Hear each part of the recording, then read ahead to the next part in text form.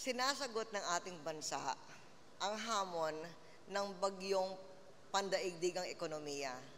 Ngunit may higit na babagsik na bagyo ang humaharap sa atin. The devastation of Mother Nature, accelerated by the mistreatment of the fragile environment by human beings all over the world. The long-term security and prosperity of our nation, and indeed the world, relies on coming to grips with the man-made devastation that is warming our planet. Every day we delay is a day the glaciers melt, the waters rise, food supplies are threatened, and the poor suffer. That is why the Global Warming Summit in Copenhagen is vital for our nation, for the future of our children, and for the fate of the world. Let us pray that progress will be made at the summit.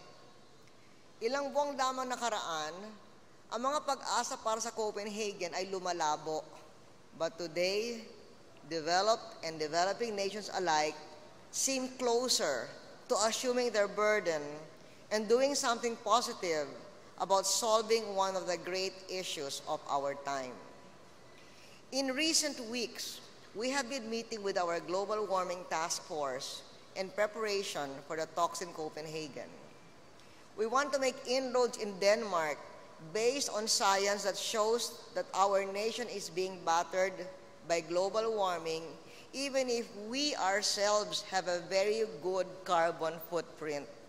In fact, in my meeting with multilaterals the other day, the World Bank country representative pointed out that in fact we are where we want the rest of the world to be. But our carbon footprint is already there. We are doing our part for the environment. And yet, while we are not a climate maker because we are not a source of climate change, we are a climate taker. The typhoons are becoming more horrific, the rains more violent, the seas more savage. Global warming is affecting our agriculture, our fishing stocks, our forests, and our cities.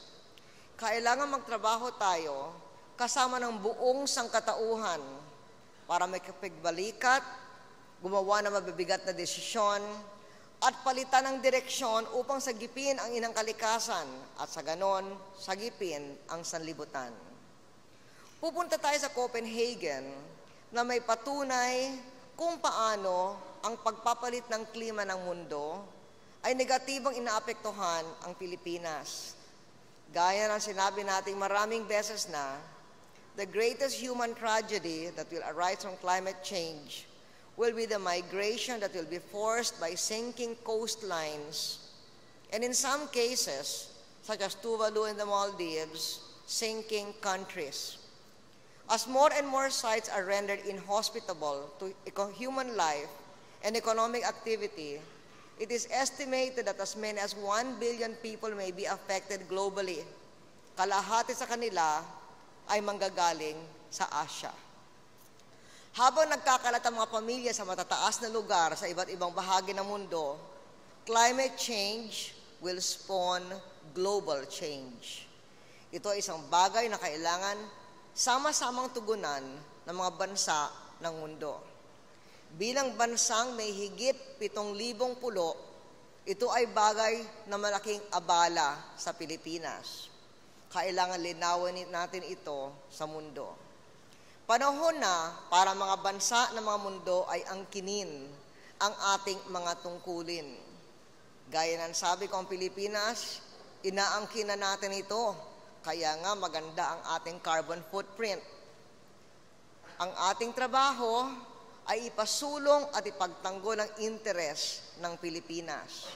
Ang pagluta sa problemang ito ay kakailanganin ang maraming taon, ngunit ibig nating tiyakin na simulan natin ang proseso ngayon upang sa ganon, ang mga sumusunod ay maaaring ipagpatuloy na tulungan ang ating bansa ngayon at sa darating na mga taon. Ito ay lalong importante dahil sa panahon ng paghihirap ng pangkabuhayan, the pressures are greatest to abandon the obligation to the environment or to loosen the rules and put economic objectives above environmental interests. This is precisely why, at this point in time, we must call on the world community to be even more vigilant in advancing efforts to tackle the global challenge of climate change. Para sa Pilipinas, we will not go to Copenhagen looking for a handout. We will go to join hands with other nations to band together to solve this problem imposed by man. Lagi nating sinasabi na para sa makatarungang resulta, it is essential for developed and developing countries. It is essential for developed countries to lead in reducing emissions in accordance with the principle of common but differentiated responsibilities.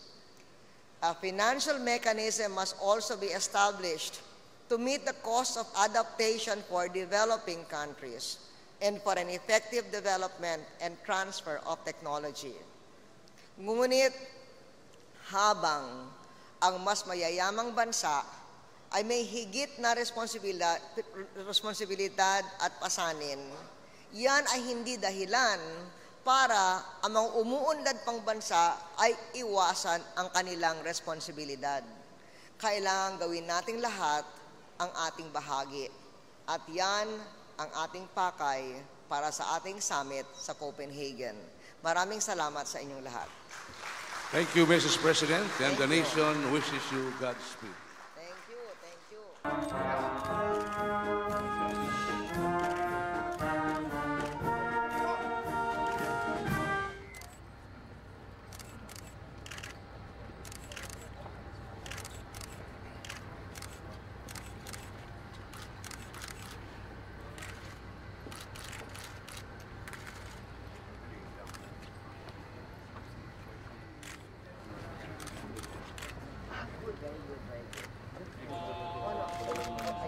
Ayos na po. Okay.